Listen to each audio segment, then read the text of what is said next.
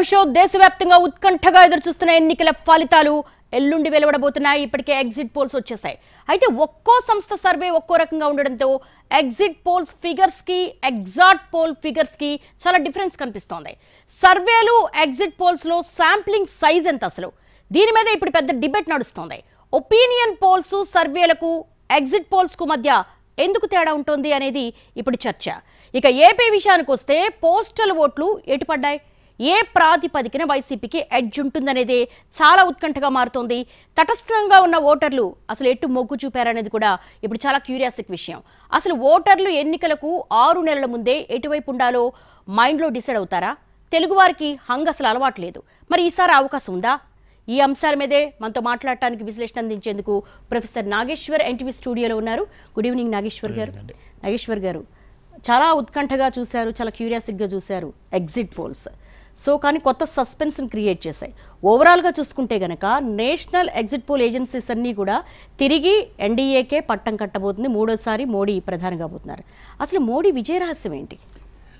అంటే ఇది ఈ విక్టరీ ఇప్పుడు మీరు అన్నట్లు దాదాపేంటి అన్ని సంస్థలు కూడా బీజేపీకి క్లియర్ మెజారిటీ ఇస్తున్నాయి. ఈవెన్ ఎన్నికలకు ముందు ప్రీ పోల్ స్టడీస్ కొంత బీజేపీకి 272 మార్క్ అన్న తగ్గుతాయా, 303 మార్క్ అన్న తగ్గుతాయా అని చర్చ జరిపారు. కానీ ఇప్పుడు దాదాపు ఏకాభిప్రాయం వస్తుంది, బీజేపీ స్పష్టంగా గెలవబోతోందని. అందువల్ల ఈ ఎగ్జిట్ పోల్స్లో మొదటిది బీజేపీ మోడీ హ్యాట్రిక్ కొట్టబోతున్నాడు. 2 మోడీ ఫ్యాక్టర్ దెబ్బతిన్నది అని అనుకున్న వారికి కూడా మోడీ ఫ్యాక్టర్ కాస్త దెబ్బ తగిలితే తగ్గచ్చు, కానీ అది గాయపడలేదు. Still Modi factor is hugely relevant in India. 3వది ఏంటంటే బీజేపీ ఫుట్ ప్రింట్ పెరుగుతోంది. ఇప్పుడు ఈ ఎగ్జిట్ పోల్స్ నిజమైతే బెంగాల్లో బీజేపీయే ఆధిపత్యం రాబోతుంది. మీరు బీహార్ సౌత్ ఇండియాలో మొదటిసారిగా కేరళలో సీట్ వస్తుంది అంటున్నారు. తమిళనాడులో విడిగా ఫస్ట్ టైం పోటీ చేస్తున్న సమయంలో సీట్ వస్తుంది అంటున్నారు. ఆంధ్రప్రదేశ్లో కూడా బీజేపీ పెరుగుతోంది, తెలంగాణలో పెరుగుతోంది. కర్ణాటకలో చాలామంది ఊహించింది బాగా దెబ్బ తగులుతుందని, ఇప్పుడు పెద్దగా దెబ్బ తగలకపోవచ్చు అని. సో ఈ లెక్కన చూస్తే సౌత్ ఇండియాలో కూడా పెరిగే అవకాశం ఉంటుంది. అంటే బీజేపీ జాగ్రఫికల్ స్ప్రెడ్ పెరిగింది, టెరిటోరియల్ ఫుట్ ప్రింట్ పెరగబోతోంది. సో అందువల్ల ఏ రకంగా చూసినా ఈ ఎన్నిక బీజేపీకి హిస్టారికలీ సిగ్నిఫికెంట్. అంటే ప్రజల్లో అసంతృప్తి ఉంది, జాబ్స్, ఇన్ఫ్లేషన్ పట్ల కోపంతో ఉన్నారు, హిందుత్వ ఇంకా ప్రభావం చూపడం లేదు, ఇలాంటి అనేక ప్రశ్నలు వచ్చిన సమయంలో కూడా బీజేపీ బెటర్ పర్ఫామ్ చేస్తుంది అనేది కీలకం. మరి ఎలా చేయబోతుంది, ఎందుకు చేస్తుంది అని మీరు అడిగే ప్రశ్నకు మొదటి కారణం ఏంటంటే భారతదేశంలో భారతీయ జనతా పార్టీని ఎలక్టోరల్గా ఓడించే ప్రయత్నం చేస్తున్న వారు కూడా బీజేపీకి ఐడియాలజికల్ ఆల్టర్నేటివ్ కాలేకపోతున్నారు. సో భారతదేశంలో బీజేపీ ఐడియాలజీకి ఒక స్పష్టమైన ప్రత్యామ్నాయ ఐడియాలజీ లెఫ్ట్. కానీ దేశంలో లెఫ్ట్ రోజు రోజుకు బాగా బలహీనపడింది.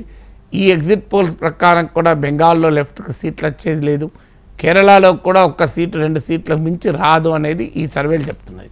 అందువల్ల మీకు లెఫ్ట్ బలంగా లేకుండా బీజేపీకి ఒక ఐడియాలజికల్ కౌంటర్ ఉండదు. మీకు 2004లో యూపీఏ ప్రభుత్వం అధికారంలోకి వచ్చినప్పుడు భారతదేశ పార్లమెంట్లో లెఫ్ట్కు 60కి పైగా సీట్లు ఉన్నాయి. అక్కడి నుంచి ఇవాళ 6 సీట్లు కూడా లేని పరిస్థితికి వచ్చింది. అందువల్ల బీజేపీకి ఒక ఐడియాలజికల్ కౌంటర్ లేదు. గ్రామ్సీ అనే ఒక సామాజిక శాస్త్రవేత్త అంటాడు, బీజేపీ లాంటి పార్టీలను ఎలక్టోరల్గా డిఫీట్ చేసినా ఐడియాలజికల్గా డిఫీట్ చేయనప్పుడు ఆ పార్టీ మళ్ళీ పుంజుకుంటుంది, ఎక్కువ రోజులు ఉండవు. అందువల్ల మీకు దేశంలో మీరు ఇలా తెలంగాణలో కాంగ్రెస్ చూడండి, రేవంత్ రెడ్డి చివరి 2 నెలలు మోడీ పైన మాట్లాడాడు, మొత్తం బీఆర్ఎస్ పైన అటాక్. మీరు కాంగ్రెస్ మంత్రులు ఎవరైనా బీజేపీని కానీ మోడీని కానీ గట్టిగా విమర్శించిన ఒక్క ఉదాహరణ తెలంగాణ చూపెట్టినాయి. మరి అలాంటప్పుడు బీజేపీ పెరగకుండా ఏం చేస్తుంది? ఆంధ్రప్రదేశ్లో అయితే గట్టిగా మోడీని విమర్శించిన చంద్రబాబు నాయుడు మళ్ళీ బీజేపీని ఎంతో పొత్తు పెట్టుకున్నాడు. ఆంధ్రప్రదేశ్లో బీజేపీ పెరగకుండా ఏం చేస్తుంది? ఇలా దేశమంతటా కూడా బీజేపీకి ఒక ఐడియాలజికల్ కౌంటర్ ఇవ్వలేని దుస్థితిలో ప్రత్యర్థులు ఉండడం. ఇప్పుడు కాంగ్రెస్ పార్టీ కూడా బీజేపీ హిందుత్వకు సాఫ్ట్ హిందుత్వ, ఆమ్ ఆద్మీ పార్టీ బీజేపీ రామునికి, కేజ్రీవాల్ హనుమంతుడు. సో ఈ రకమైనటువంటి రాజకీయం నడిపితే మీరు ఒక ఆల్టర్నేటివ్ చూపెట్టకపోతే జనం మీకెందుకు ఓటేయాలి? అందువల్ల ఇవాళ ఇండియా కూటమి మోడీకి ఎందుకు ఓటేయాలి అనే ఆ ప్రశ్నకు ఒక కన్విన్సింగ్గా ఐడియాలజికల్ ఆల్టర్నేటివ్ చూపలేకపోవడం ఒక ప్రధానమైన సవాల్. రెండవది బీజేపీ ఏతర సోకాల్డ్ సెక్యులర్ పార్టీస్గా చెప్పబడే పార్టీలు నికరంగా బీజేపీ పట్ల వ్యతిరేక వైఖరి లేరు. వాళ్ళు ఎప్పుడు బీజేపీతో కలుస్తారో లేదో, ఎప్పుడు విడిపోతారో తెలియదు. ఉదాహరణ తెలుగుదేశం పార్టీ ఎంత తీవ్రంగా మోడీని విమర్శించి బీజేపీని విమర్శించి బీజేపీ మతోన్మాద పార్టీ, మేము పెద్ద చారిత్రక తప్పిదం చేసాం కలిసామని చెప్పి మళ్ళీ ఎన్నిసార్లు కలిశారు.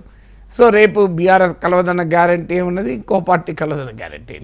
అందువల్ల నాన్ కాంగ్రెస్ పార్టీలు ముఖ్యంగా రీజనల్ పార్టీస్ యొక్క ఒక కాంప్రమైజింగ్ ధోరణి రెండవ కారణం.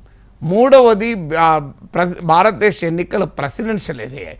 అవునన్నా కాదన్నా నాయకుని చూసి ఓట్లేసే దశకు వచ్చింది. మోడీకి ఒక కౌంటర్ పొలిటికల్ లీడర్ అనేది ఎమర్జ్ కాకపోవడం అనేది ఒక పెద్ద ఛాలెంజ్. కాంగ్రెస్ పార్టీ పెద్ద పార్టీ, కానీ ఆ పార్టీలో మెరిట్కి ఆధారంగా లీడర్షిప్ లేదు, ఆ పార్టీకి వారసత్వ ఆధారంగా లీడర్షిప్.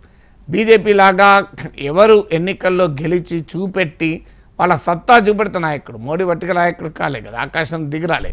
గుజరాత్లో తిరుగులేని విజయాన్ని సాధించిన తర్వాత ఆయన దేశంలో నాయకుడయ్యాడు.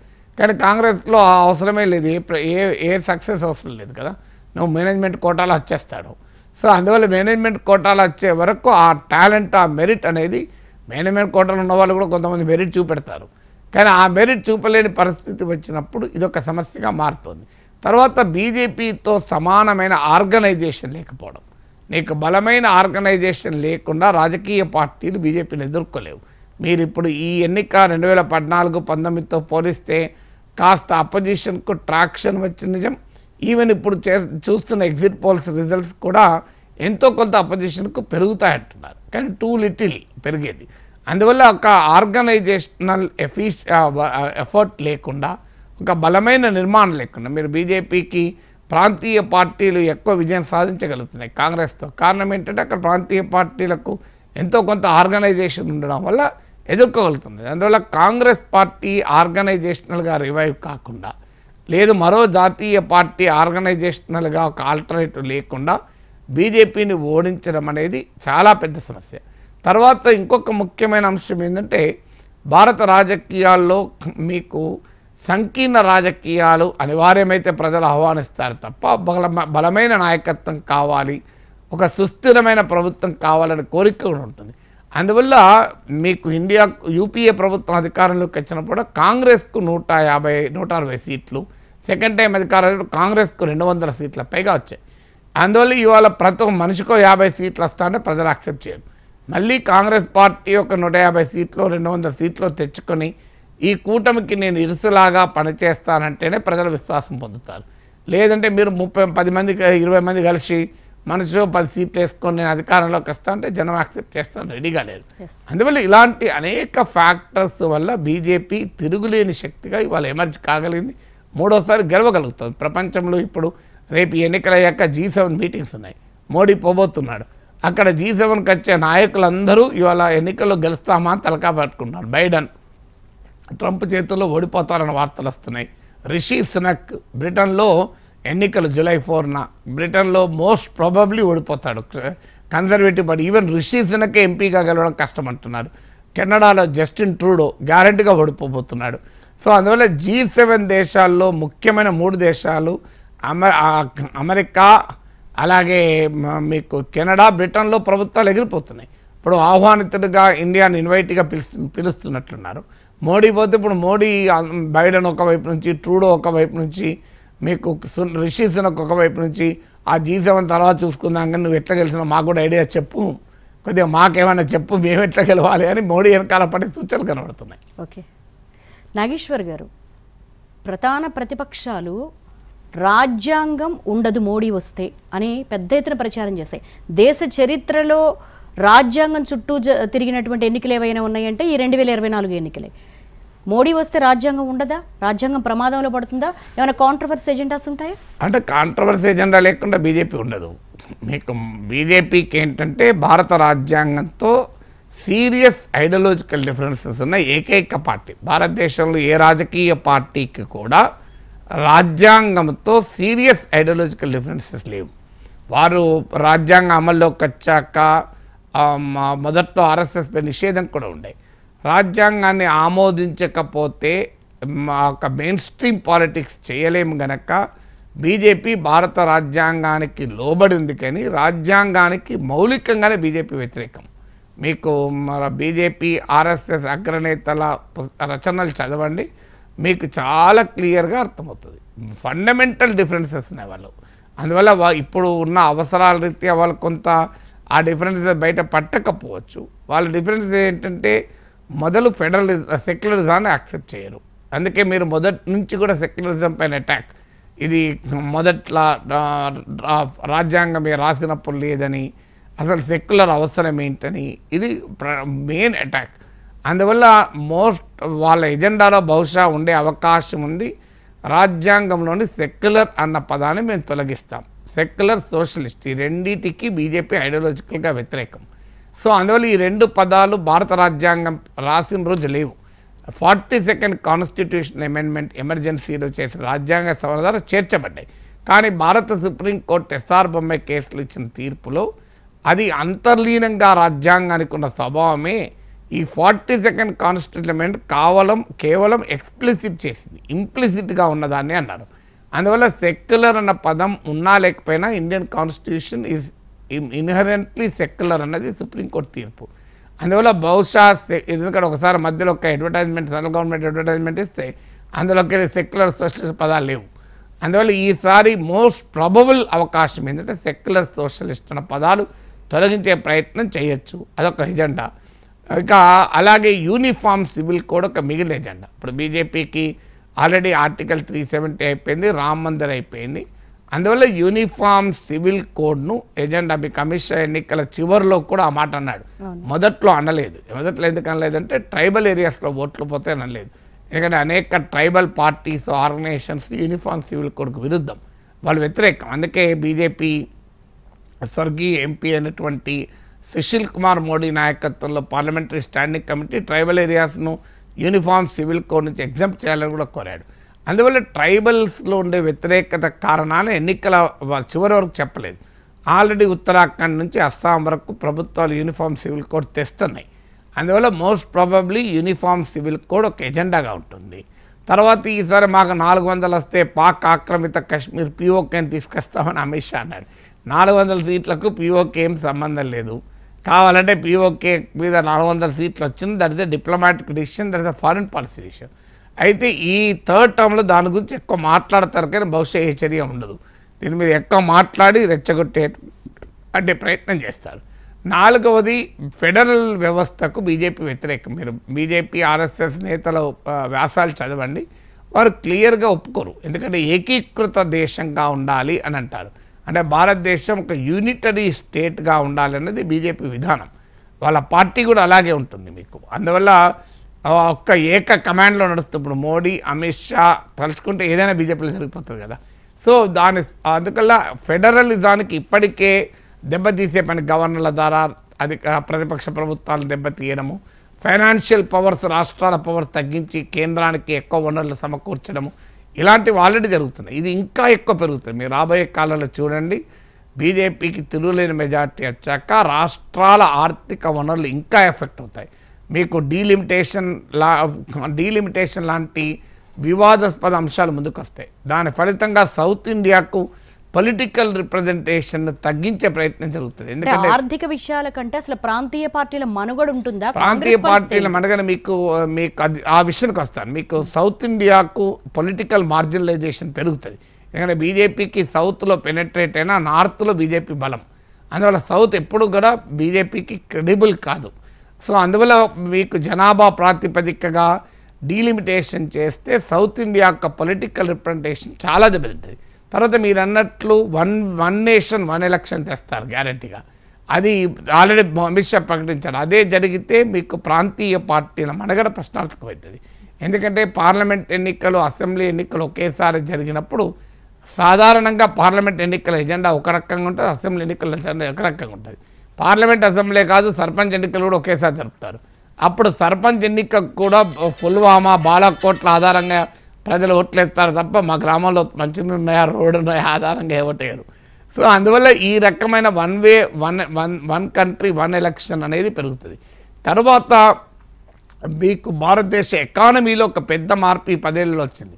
మీకు నీతి ఆయోగ్ CEO ఓపెన్గా చెప్పాడు, వ్యవసాయ చట్టాల లక్ష్యం ఏంటి అంటే రాజకీయ కారణాల రీత్యా చెప్పడం లేదు, కానీ మా లక్ష్యం దేశంలో 4 పెద్ద అంతర్జాతీయ స్థాయి వ్యవసాయ కంపెనీలు, మార్కెటింగ్ కంపెనీలు మేము క్రియేట్ చేయడమే మా లక్ష్యం అన్నాడు. అంటే లక్షల కోట్ల వ్యవసాయ వ్యాపారం 3-4 కంపెనీల చేతిలో పెట్టాలని. ఈ కేంద్రీకరణ విపరీతంగా పెరుగుతుంది. మీకు రాబోయే 5 ఏళ్లలో ఆర్థిక కేంద్రీకరణ పెరుగుతుంది. అదానీల లాంటి వాళ్ళ ఐశ్వర్యాలు అనేక రేట్లు పెరుగుతుంది. అందువల్ల ఈ పొలిటికల్ రంగంలో సెంట్రలైజేషనే కాదు, ఎకనామిక్ రంగంలో కూడా సెంట్రలైజేషన్ గణనీయంగా పెరుగుతుంది. అలాగే డైవర్సిటీ పైన అటాక్, బీజేపీ డైవర్సిటీ అంగీకరించదు. మీకు భాషాపరమైన వైవిధ్యాన్ని అంగీకరించదు, ఆహార అలవాట్ల వైవిధ్యాన్ని అంగీకరించదు. మీరు చూడండి, ఈ ఎన్నికల సమయంలో కూడా మోడీ మచిలీ మటన్ గురించి పట్టుకొచ్చారు చర్చ. సో మచిలీ చేపలు తినడం, మటన్ తినడం కూడా వివాదం చేశారు. సో అందువల్ల ఈ ఫుడ్ హ్యాబిట్స్ పైన ఇలాంటి డైవర్సిటీ అటాక్, ఇప్పటికే హిందీ భారతీయ ఆత్మ అని అమిత్ షా ఓపెన్గా ప్రకటించాడు. సో అందువల్ల హిందీ దేశంలో ఇంకా ఎక్కువగా రుద్దేటువంటి ప్రయత్నాలు కూడా జరగచ్చు. ఎందుకంటే భాషాపరమైన వైవిధ్యాన్ని కూడా బీజేపీ అంగీకరించదు. లింగ్విస్టిక్ ఐడెంటిటీ కాదు, దేశానికి ఒక రిలీజియస్ ఐడెంటిటీ మాత్రమే ఉండాలని. అందువల్ల న్యాయ వ్యవస్థ స్వయం ప్రతిపత్తి పైన అటాక్ ఇప్పటికే పెరిగింది. ఓపెన్గానే ప్రభుత్వం చెప్తుంది, మేము ప్రభుత్వమే జడ్జిలు నియమించాలి, ఎందుకు నియమించకూడదని కిరణ్ రిజిజు వాదిస్తున్నాడు కూడా. సో అందువల్ల రాబోయే కాలంలో జడ్జిల్ని కూడా నియమించే క్రమంలో ప్రభుత్వ ఆధిపత్యం పెరుగుతుంది.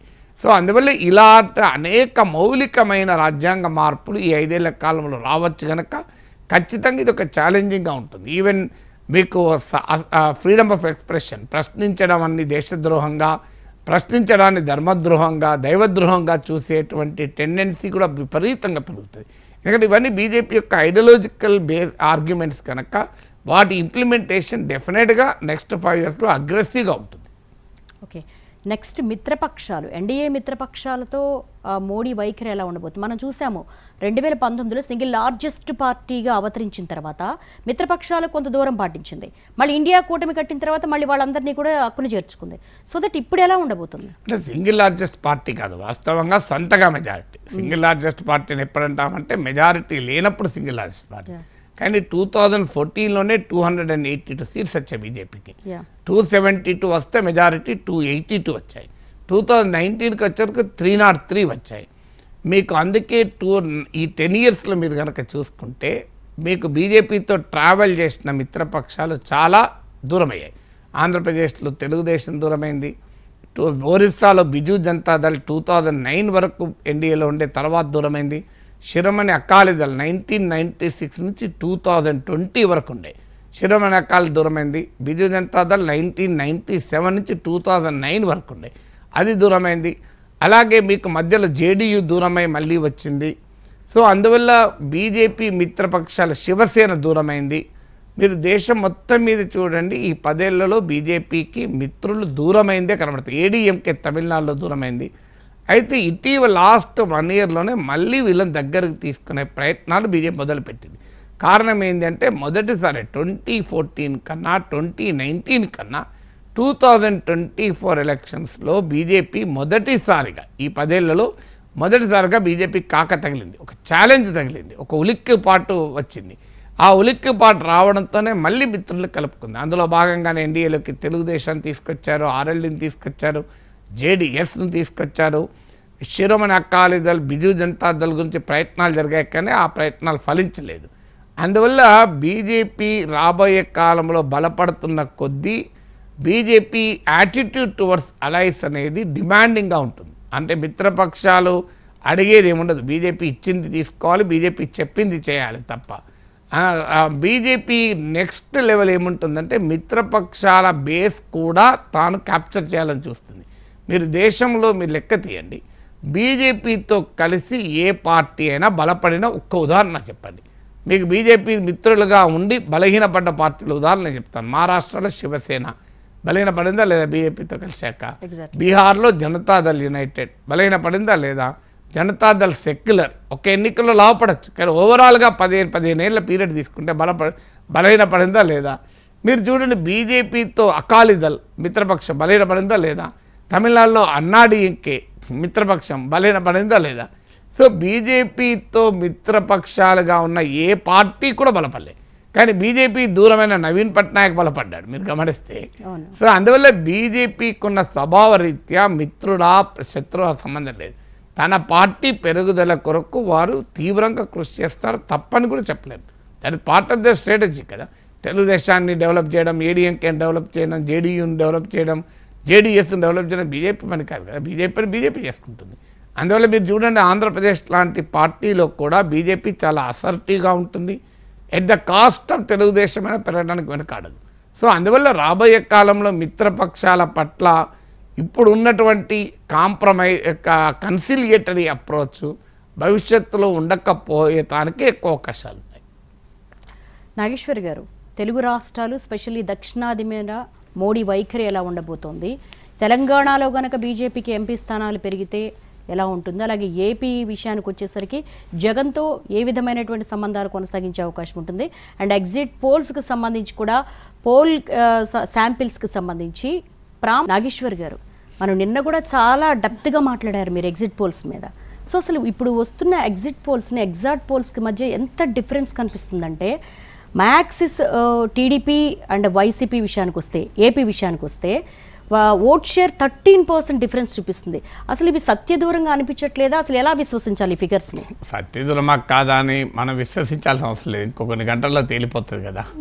సో అందువల్ల ఫండమెంటల్ పాయింట్ ఇది రైటా రాంగ్ అనేది నేనేం కామెంట్ చేయలేను. కానీ ఇంత వేరియేషన్ అయితే ఉన్నాయి కదా. ఇప్పుడు ఒకే సంస్థ చేసిన సర్వేలు కూడా కొన్ని సక్సెస్ అయితే కొన్ని ఫెయిల్ అవుతాయి. ఇప్పుడు ఉదాహరణకు యాక్సిస్ మై ఇండియా వారు చేసినటువంటి కర్ణాటక ఎలక్షన్ అనుకుంటా, నాకు తెలిసిన వరకు కరెక్ట్ అయింది. మధ్యప్రదేశ్ ఎన్నిక ఫెయిల్ అయినట్టుంది, సబ్జెక్ట్ టు కరెక్షన్. సో అందువల్ల ఒకే సంస్థ ఇండియా టుడే అయితే నాకు క్లియర్ గుర్తు, వాళ్ళు యాక్సిస్ మై ఇండియాతోనే చేస్తారు ఇండియా టుడే వాళ్ళు. కర్ణాటకలో వాళ్ళు ఒక్కరే 135 సీట్స్ వస్తాయని చెప్పారు. మీకు మధ్యప్రదేశ్లో కాంగ్రెస్ వస్తుందని చెప్పారు, కానీ కాంగ్రెస్ వాళ్ళ అడ్రస్ లేకుండా పోయింది. అందువల్ల ఒకే సంస్థ మరి ఒక రాష్ట్రాన్ని కరెక్ట్ అయింది, ఇంకో రాష్ట్రం తప్పైంది. అందువల్ల ఏ సంస్థ అయినా 100% అక్యురసీతో ఏ ఎగ్జిట్ పోల్స్ ఇచ్చే అవకాశమే లేదు. ఎందుకంటే వారికి ఉన్నటువంటి సర్వేకు ఉండేటువంటి సహజ పరిమితులవి. అందులో అంత పెద్ద రాష్ట్రము, అన్ని రకాల ఓటర్లు, వీళ్ళు ఇంత తీసుకున్న 20,000-30,000 శాంపుల్ కన్నా ఎక్కువ ఉండదు. మీరు కావాలంటే మిగతా ఈ సర్వేల శాంపుల్ తీయండి, ఎక్కువ ఉండదు. అందువల్ల ఈ సంస్థల శాంప్లింగ్ తక్కువ ఉంటుంది కనుక వాతావరణం చాలా గట్టిగా పోటీ ఉన్నప్పుడు ఎటైనా జరగచ్చు. అయితే తమది కరెక్ట్ అయితే మాది కరెక్ట్ అయిందని చెప్పుకుంటారు, రాంగ్ అయితే దాని గురించి మాట్లాడరు. సో రైట్ అయితే మాదే రైట్, మేము ఒక్కరమే అక్యురేట్గా చెప్పామంటారు. రేపు రాంగ్ అయితే ఎవడైనా అడ్వర్టైజ్మెంట్ ఇచ్చుకున్నాడా నాది రాంగ్ అయింది ఏమనుకోకని అన్నాడు కదా. అందువల్ల రాజకీయ ఎగ్జిట్ పోల్స్ అనేవి కూడా ఇది పార్ట్ ఆఫ్ ఒక ప్యాకాటగా మారిపోయింది. నీకు మంచి కార్డులు పడితే గెలుస్తావు, మంచి కార్డులు పడకపోతే గెలవవు.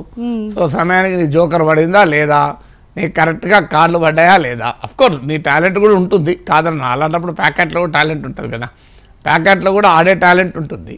కానీ నువ్వు మంచి కార్డులు పడకపోతే నువ్వు ఎంత బాగా ఆడినా ఏం లాభం లేదు కదా. అందువల్ల ఇట్స్ లైక్ ఒక ఎంటర్టైన్మెంట్ గేమ్గా మారిపోయింది. అందువల్లనే ఎగ్జిట్ పోల్స్ గురించి మనం ఒక డైరెక్షన్ను విశ్లేషించుకోవడానికి ఉపయోగించడంలో తప్పులేదు, కానీ నెంబర్స్తో మనం అంత సీరియస్గా తీసుకోకూడదు. సో డైరెక్షన్ అయితే మీరు అన్నట్లు యాక్సిస్ మై ఇండియా కూటమి గెలుస్తుంది అన్నారు. మిగతా అనేక సంస్థలు కూడా లోక్సభ ఎన్నికలకు కూటమికి ఇచ్చారు, లోకల్గా ఉన్న కొన్ని సంస్థలు వైసీపీకి ఇచ్చాయి. సో అందువల్ల భిన్నమైన కథనాలు వచ్చాయి కనుక నేను నిన్నటి నుంచి ఎంతమంది అడిగినా అయ్యా ఇంకా తేలని ప్రశ్నే, ఇదేమి కన్ఫర్మ్డ్గా చెప్పలేము అని చెప్తున్నా. చాలామంది క్యూరియస్, సార్ మీరు చెప్పండి సార్, మీరు తెలంగాణ కరెక్ట్ చెప్పారంటే తెలంగాణ కరెక్ట్ ఇప్పుడు రాంగ్ చెప్పుడు ఉండదు అయ్యా. తెలంగాణ కరెక్ట్ చెప్పగలిగిన ఇప్పుడు రాంగ్ చెప్పకూడదు కదా.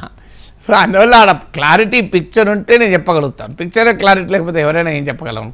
సో అందువల్ల పిక్చర్ క్లారిటీ ఉన్నప్పుడు చెప్పినమా నిజం. ఇలా పొద్దున ఒక ఫోన్ చేశారు, సార్ మీరు 2004లో చెప్పారు సార్ టీడీపీ ఓడిపోతుందని ఎవరు చెప్పకముందని. నిజమే, అది 15 రోజుల ముందు చెప్పాను. అప్పుడు టీవీ ఛానల్లో నేను దేవేంద్ర గారు కూర్చుంటే మీ నాయకుడు మళ్ళీ ముఖ్యమంత్రి అయ్యే ప్రసక్తి లేదు ఇన్లే దేవేంద్ర గౌడ్. అదేంటండి మాకు బ్రహ్మాండంగా ఉందని ఇంటెలిజెన్స్ రిపోర్ట్లో చూడండి అన్న, రిజల్ట్ వచ్చిన రోజు దేవేంద్ర గౌడ్ అన్నారు సార్ మీరు చెప్పినట్టు అయింది కదా అని. సో చాలామంది అంగీకరించరు దానికి. ఇప్పుడు ప్రాక్టికల్గా అనుభవంలో అయితే అంగీకరిస్తారు, కొన్నిసార్లు రైట్ అవుతుంది, కొన్నిసార్లు రాంగ్ అవుతుంది. సో కానీ ఇప్పుడు పిక్చర్ క్లారిటీ లేదు, అంతవరకు షూర్. ఆ క్లారిటీ పిక్చర్ లేదు కనుకనే ఇంత వేరియేషన్ కూడా వస్తుంది. అందువల్ల ఏ సర్వే అయినా, ఏ సెఫాలజిస్ట్ అయినా, ఏ విశ్లేషకుడైనా, ఏ రాజకీయ నాయకుడైనా పరిస్థితి క్లారిటీ ఉంటేనే చెప్పగలడు. పరిస్థితి క్లారిటీ లేకపోతే ఎలా చెప్పగలుగుతాడు? తెలంగాణ ఫలితం చూశారు. ఎంపీ స్థానాల విషయానికి వస్తే కాంగ్రెస్తో సమానంగా బీజేపీకి ఇస్తున్నారు ఎంపీ స్థానాలు. సో ఒకవేళ ఈ ఎగ్జిట్ పోల్స్గా మారితే గనక మోడీ విషయానికి వచ్చేసరికి ఎలా ఉండబోతోంది బీజేపీ రోలు తెలంగాణలో? At the same time Congress పరిస్థితి ఏ విధంగా ఉంటుంది? అంటే తెలంగాణలో మొదటి నుంచి కూడా బీజేపీ పెరుగుతుంది అనే దాంట్లో డిస్ప్యూట్ లేదు. నేనే 4 నెలల నుంచి చెప్తున్నా బీజేపీ ఓట్లు సీట్లు గణనీయంగా పెరుగుతాయని. ఎందుకంటే 2018లో 7% ఓట్లు వచ్చినప్పుడు 2019 లోక్సభ ఎలక్షన్లో 20% వచ్చింది. ఇప్పుడు 2023లో 14% వచ్చింది. అందువల్ల ఖచ్చితంగా ఇది 25% ఇంకా అటో ఇటో ఉంటుంది. అనివార్యంగా బీజేపీ ఓటింగ్ పెరగబోతుంది, దీంట్లో ఏం డిస్ప్యూట్ లేదు. సీట్ల విషయంలో కూడా బీజేపీ పెరగబోతున్నది, పెరగడానికి ఎక్కువ అవకాశం ఉంది. ఇవన్నీ మొదటి నుంచి అనుకున్నదే. అయితే నీకు సెకండ్ పొజిషన్లో ఎవరుంటారన్నది క్వశ్చన్. ఓటింగ్ సీట్ల విషయంలో సెకండ్ పొజిషన్లో మీకు ఎట్టి పరిస్థితుల్లో ఇప్పుడు కొన్ని సంస్థలు అయితే హైయెస్ట్ బీజేపీకి ఇస్తున్నాయి, కాంగ్రెస్ కన్నా ఎక్కువ ఇస్తున్నాయి. బట్ ఏ రకంగానైనా కాంగ్రెస్తో పోటాపోటీగా బీజేపీ ఉంటుందని చాలా సంస్థలు చెప్తున్నాయి. థర్డ్ పొజిషన్కి మాత్రం బీఆర్ఎస్ఏ ఉంటుంది. కానీ ఓట్లలో కూడా బీఆర్ఎస్ థర్డ్ పొజిషన్ ఉంటుందా అప్పుడు చూడాలి. అంటే సీట్లలో థర్డ్ పొజిషన్లో బీఆర్ఎస్ ఉండడం గ్యారెంటీ. ఓట్లలో కూడా బీఆర్ఎస్ థర్డ్ పొజిషన్లో ఉంటే ఒక పెద్ద ఛాలెంజ్ బీఆర్ఎస్కి ఉంటుంది. ఎందుకంటే అటువైపు నుంచి బీజేపీ, ఇటువైపు నుంచి కాంగ్రెస్ బీఆర్ఎస్ నరికే ప్రయత్నం చేస్తుంది. బీఆర్ఎస్లో అసెంబ్లీ ఎన్నికలకు ముందు 26 మంది ఎమ్మెల్యేలు పోతారని వార్తలు వచ్చే 3 వెళ్ళారు. ఎందుకంటే మిగతా వాళ్ళు ఆచి తూచి వివరించదాం, లెట్ ఎలక్షన్స్ రిజల్ట్స్ రానియండి, పార్లమెంట్ ఎన్నికల్లో కాంగ్రెస్ వస్తుందా బీజేపీ వస్తుందా, ఎటువైపు పోతే తమకు లాభం, అంటే బీఆర్ఎస్కు బలం పెరుగుతుందేమో అనే అనుమానంతో లేరు వాళ్ళు, ఉండలే. బీజేపీ వైపు వెళ్ళాలా కాంగ్రెస్ వైపు వెళ్ళాలో తేలకుండా వాళ్ళు ఇంట్లోనే అలాగారు. సో వాళ్ళు ఇప్పుడు ఈ క్లారిటీ వచ్చి కొంతమంది అటు కొంతమంది ఇటుపోయే ప్రమాదం ఉంటుంది. సో అందువల్ల బీఆర్ఎస్కి ఒక పెద్ద ఛాలెంజ్ బీజేపీ నుంచి కాంగ్రెస్ నుంచి వస్తుంది. ఎందుకంటే కాంగ్రెస్ స్పేస్ కాంగ్రెస్ ఆల్రెడీ అధికార పార్టీగా ఉంటుంది. అపోజిషన్ స్పేస్ ఇప్పుడు ఎవరికి ఉంటుంది తెలంగాణలో అనేది కీలకం. అపోజిషన్ స్పేస్ బీజేపీ గనక అందుకోగలిగితే 2028కు ఛాలెంజర్గా మిగులుతుంది. అందువల్ల మీరు తెలంగాణలో చూడండి, దుబ్బాక, జిహెచ్ఎంసీ, హుజూరాబాద్ సమయంలో అపోజిషన్ స్పేస్లో బీజేపీ ఉండే. అందుకే మీకు బీజేపీ అధికారంలోకి వస్తుంది, బీజేపీ రాబోతుంది అనే రీతిలో వాతావరణం జరిగింది. ఎందుకంటే అపోజిషన్ స్పేస్లో అప్పుడు కాంగ్రెస్ చాలా బలహీనంగా ఉంది. హుజూర్ నగర్లో ఓడిపోయింది, మీరు జిహెచ్ఎంసీలో 2 సీట్లు వచ్చాయి, నాగార్జున సాగర్ ఓడిపోయింది. సో బీజేపీ అన్ని కాంగ్రెస్ అన్ని వరుస ఓటంలే. బీజేపీ కోమో 1-2 పోయినా మంచి విజయాలు సాధించింది ఉప ఎన్నికల్లో. ఆ సమయంలో ఇక బీజేపీయే ప్రధాన ప్రత్యర్థి బీఆర్ఎస్ అనే వాతావరణం వచ్చినప్పుడు హుజూరాబాద్లో లాభపడింది, దుబ్బాకలో లాభపడింది. కానీ ఎప్పుడైతే మళ్ళీ అసెంబ్లీ ఎన్నికల సమయానికి అపోజిషన్ స్పేస్లో కాంగ్రెస్ వచ్చిందో బీజేపీ దెబ్బతిన్నది, కాంగ్రెస్ అధికారంలోకి వచ్చింది. అందువల్ల ఇప్పుడు అపోజిషన్ స్పేస్లో ఎవరుంటారన్నది ఒక కీలకం కాబోతుంది. అందువల్ల బీఆర్ఎస్ ఉంటుందా బీజేపీ ఉంటుందా అనేది చాలా కీలకం. ఎందుకంటే బీజేపీ 3వసారి కేంద్రంలో అధికారంలోకి వస్తుంది. ఈసారి తెలంగాణ నుంచి కేంద్ర మంత్రులు ఎక్కువ ఉంటారు. బీజేపీ పెద్ద ఎత్తున సౌత్ ఇండియా పైన కేంద్రీకరణ పెంచింది, రాబోయే కాలంలో ఇంకా విపరీతంగా పెంచుతుంది. బీఆర్ఎస్తో పొత్తు అవసరం బీజేపీకి లేదు, జాతీయ రాజకీయాల్లో క్లియర్ మెజార్టీ వచ్చింది. అందువల్ల బీఆర్ఎస్ను కలుపుకోవాల్సిన అవసరం బీజేపీకి లేదు. ఆంధ్రప్రదేశ్లో తెలుగుదేశంతో కలవాల్సిన అవసరం వచ్చింది, తెలంగాణలో బీఆర్ఎస్తో కలవాల్సిన అవసరం లేదు. సో ఈ ఫ్యాక్టర్స్ వల్ల బీజేపీ దూకుడు పెరుగుతుంది, బీఆర్ఎస్ అనేది ఛాలెంజ్ ఎదుర్కొంటుంది. కాంగ్రెస్ ప్రభుత్వానికి ప్రమాదమా అంటే నా అంచనా ఇప్పటికిప్పుడు బీజేపీ ఏదో కాంగ్రెస్ ప్రభుత్వాన్ని కూల్చి తాము అధికారంలోకి రావాలి అని మధ్యప్రదేశ్లోనో, కర్ణాటకలోనో, ఉత్తరాఖండ్లోనో, అరుణాచల్ ప్రదేశ్లోనో చేసినట్టు ఇక్కడ చేస్తుంది అనుకోను, మహారాష్ట్రలోనూ. ఎందుకంటే ఇక్కడ బీజేపీకి ఉన్నది 8 మంది ఎమ్మెల్యేలు. అందువల్ల 8 మంది ఎమ్మెల్యేలు ఉన్నప్పుడు కాంగ్రెస్లోంచి ఎమ్మెల్యేలు లాక్కొని ప్రభుత్వం ఏర్పాటు చేస్తే మళ్ళీ జరగబోయే అసెంబ్లీ ఎన్నికలు బీజేపీ దెబ్బతింటుంది. అందువల్ల ఆ తప్పు చేస్తుంది అనుకోను. కానీ కాంగ్రెస్లోనే అంతర్గత పరిణామాల వల్ల కనుక ఏమైనా జరిగితే అప్పుడు బీజేపీ మాత్రం ఇంకా బలమైన ఆపరేషన్లో ప్రవేశపెడుతుంది. అందువల్ల రాబోయే కాలంలో ఖచ్చితంగా తెలంగాణ అసెంబ్లీలో ఇప్పుడున్న పార్టీల వారిగా ఉన్న ఎమ్మెల్యేలు ఇదే సంకేతం ఉండదు, చాలా మార్పులు చేర్పులు అయ్యేటువంటి అవకాశం ఉంటుంది.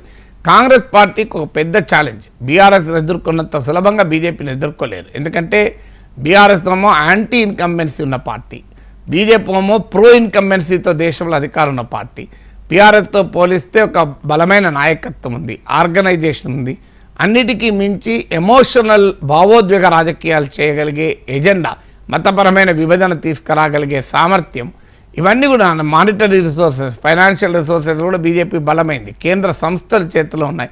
అందువల్ల కాంగ్రెస్ పార్టీకి ఒక పెద్ద ఛాలెంజ్ అయితే ఉంటుంది. అన్ఫార్చునేట్లీ ఫర్ ద కాంగ్రెస్ పార్టీకి ఏంటంటే ఆ స్థాయిలో కాంగ్రెస్ నాయకత్వం బీజేపీతో ఫైట్ చేసే సిచ్యువేషన్ లేరు. అందుకే నేను ఇంతకుముందు ఉదాహరణ చెప్పాను మీకు. ఈ అసెంబ్లీ ఎన్నికల ప్రచారంలో మీరు రేవంత్ రెడ్డి ముఖ్యమంత్రి పక్కకు పెట్టి మిగతా మంత్రులు ఎంతమంది బీజేపీ పైన ఎన్ని విమర్శలు చేశారు, మోడీ పైన ఎవరైనా విమర్శ చేశారా? మీరు ఒక గూగుల్ అనాలిటిక్స్ తీయండి, తెలిసిపోతుంది. ఎందుకంటే కాంగ్రెస్ పార్టీ వాళ్ళు మొత్తం కేసీఆర్ తిట్టడానికే సమయం అంతా కేటాయించారు. ఎందుకో భయమా భక్తో తెలియదు, భయమా భక్త లేదా వ్యూహాత్మక తప్పిదమా తెలియదు, కానీ బీజేపీ పైన పోరాడాల్సిన స్థాయిలో కాంగ్రెస్ పోరాటానికి సిద్ధంగా లేదు. ఇది కాంగ్రెస్ పార్టీని ఇంకా దెబ్బతీస్తుంది. ఇప్పుడు నేను ఇది ఎన్నికలకు ముందు కూడా చెప్పాను, మీరు చూడండి కాంగ్రెస్ పార్టీ దెబ్బతింటుంది, బీజేపీకి ఎక్కువ సీట్లు వస్తాయి, కాంగ్రెస్ పెద్ద తప్పు చేస్తుందని నేను చాలాసార్లు చెప్పాను. ఇప్పుడు అదే కదా ఎగ్జిట్ పోల్ చెప్తున్న విషయం.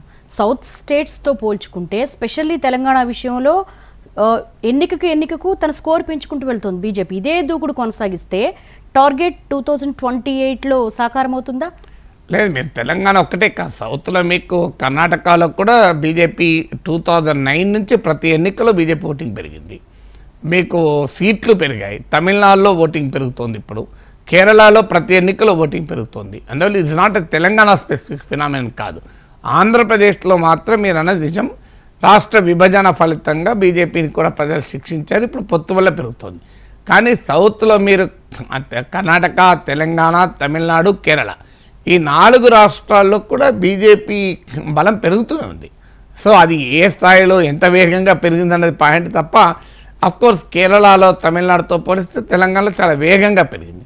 కానీ ఈ పెరుగుదలంతా లోక్సభ ఎన్నికలకే ఎక్కువగా ఉంది, అసెంబ్లీ ఎన్నికలకు ఆ స్థాయిలో రిటైన్ అవుతలేదు, కొంతవరకు రిటైన్ అవుతుంది. మీకు ఉదాహరణకు బెంగాల్లో లోక్సభ ఎన్నికల్లో 40% ఓటింగ్ వస్తే అసెంబ్లీ ఎన్నికలు కూడా 38% ఓటింగ్ వచ్చింది. అంటే లోక్సభ ఎన్నికలతో పోలిస్తే 2% తగ్గింది.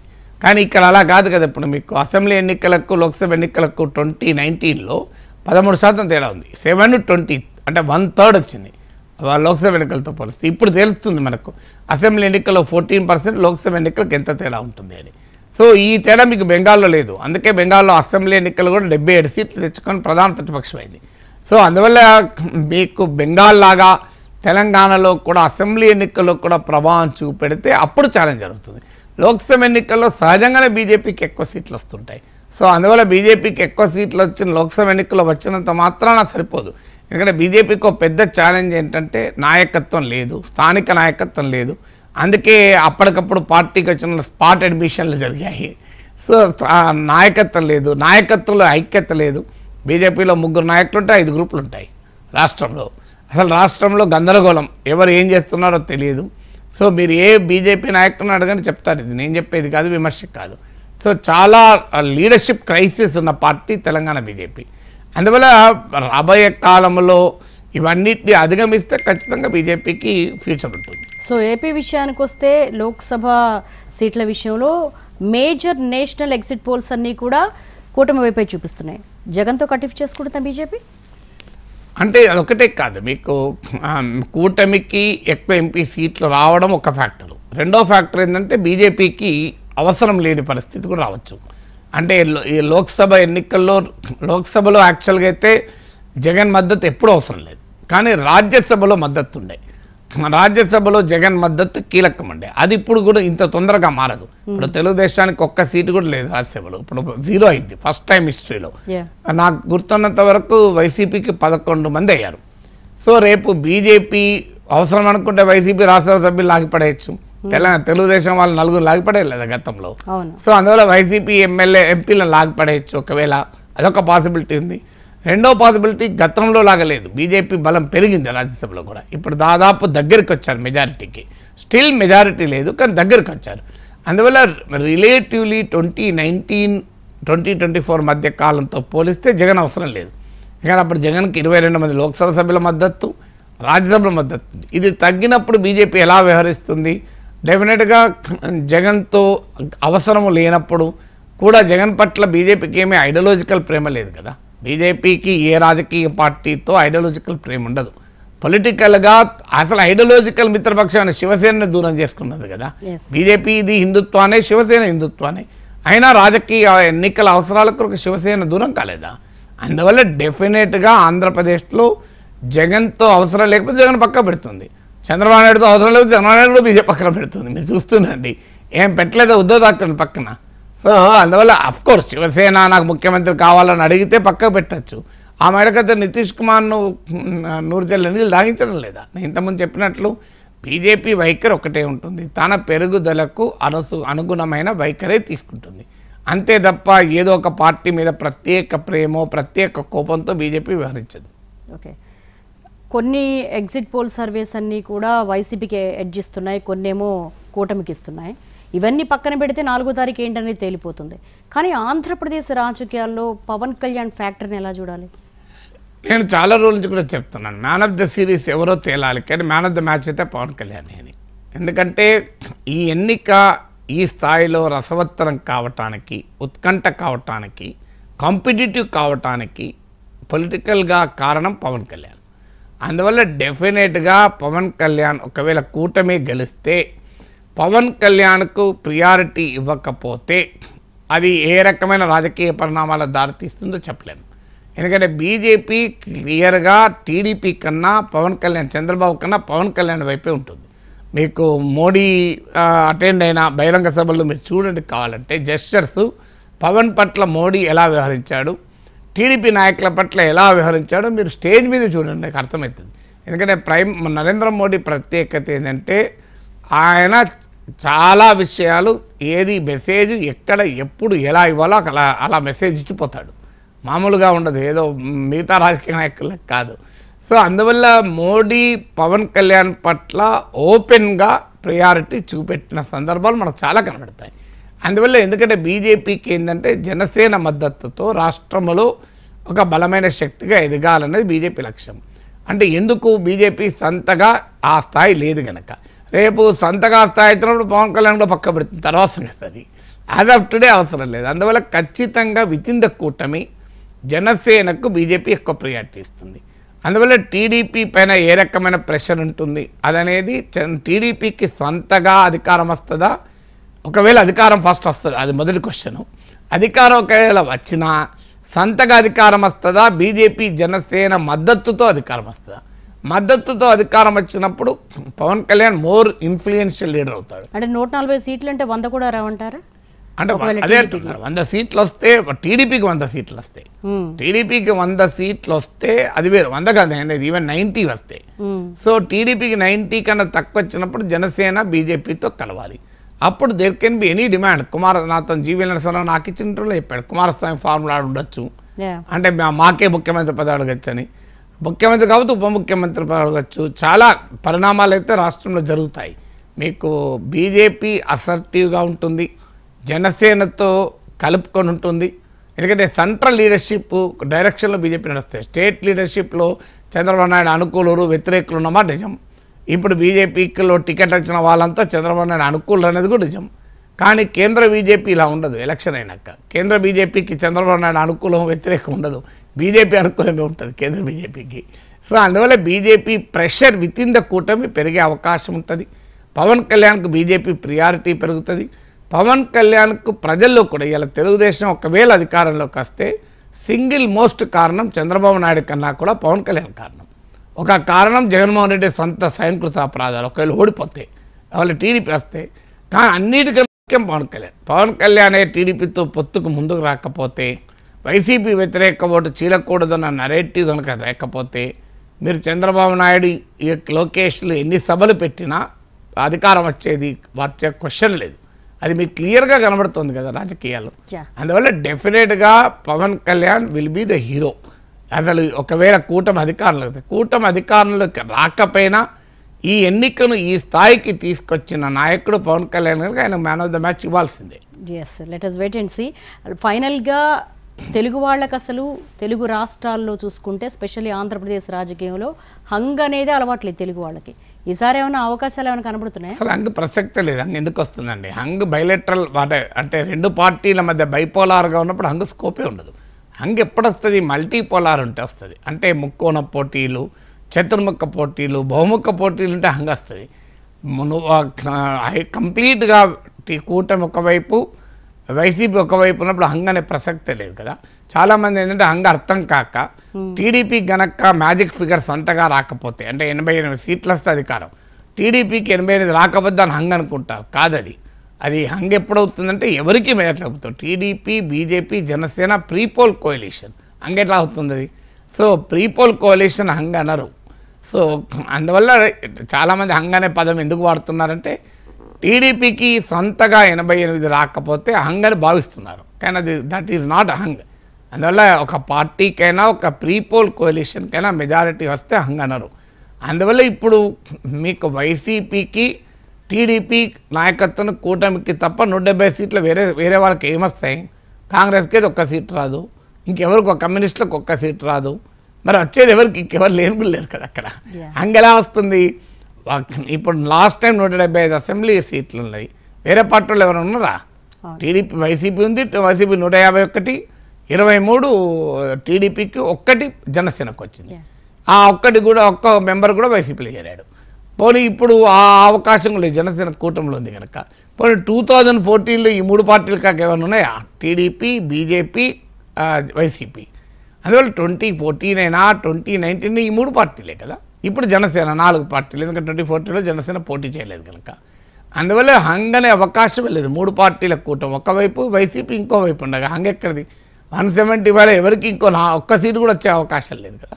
సో హంగ్ అనే స్కోపే లేదు. Thanks for joining us today Nageshwar garu. ఇది ప్రొఫెసర్ నాగేశ్వర్తో